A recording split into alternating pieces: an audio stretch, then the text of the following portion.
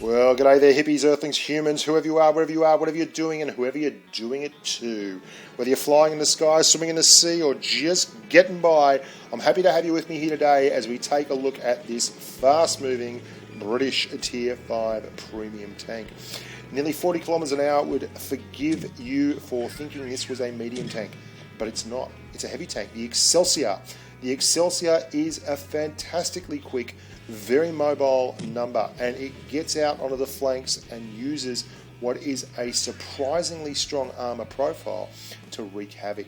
Now, it's very strong frontally and it's very strong at the rear as well. You can bounce shots off your butt just as easily as you can off your front and your nose. Where the tank's armour profiles down a touch is on the sides. Very thin side armour. It does, however, have skirts and big tracks, which means that if you get heat or HE shells fired into your side, they'll get eaten up to a degree by the spaced armour in the tracks, and the module will take the damage rather than the actual tank itself. Now, it gets even better. It's also got premium matchmaking. And premium matchmaking means that you won't ever have to face up to the fears of this world in Tier 7. T29s, KV3s and Comets, they can all go bother someone else. They won't be bothering you. Like most tanks with premium matchmaking, it falls down a touch on its penetration numbers. It's only got 91mm of penetration on its armour piercing, but its APCR, its armour piercing composite rigid, goes all the way up to 144. And you can afford to throw a little bit of extra money at the wall because you have premium tank credit making abilities as well. So you won't really suffer too much if you fire a little bit of APCR to make the world a better place.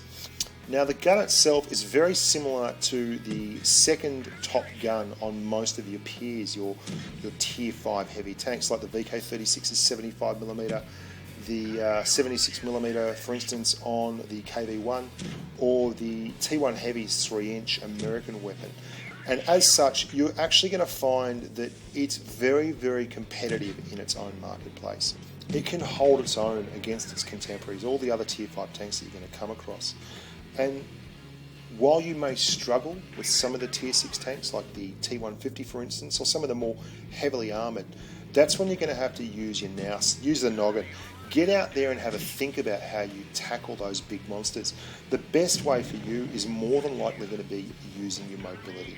That's something that very, very few tanks you're going to come across have, and by exploiting that, you can get flank shots on slower moving, poor traverse heavy tanks, particularly those like the T150 that are probably side scraping at their most effective. So they won't be very quick to move about the battlefield, and if they're caught in open spaces, you can probably do a bit of a number on them. Now, your most effective presentation to the enemy is going to be slightly at an angle to their position. If you turn slightly left or slightly right of your enemy and angle the tank, you will find that you create a fiercer, more difficult to penetrate front.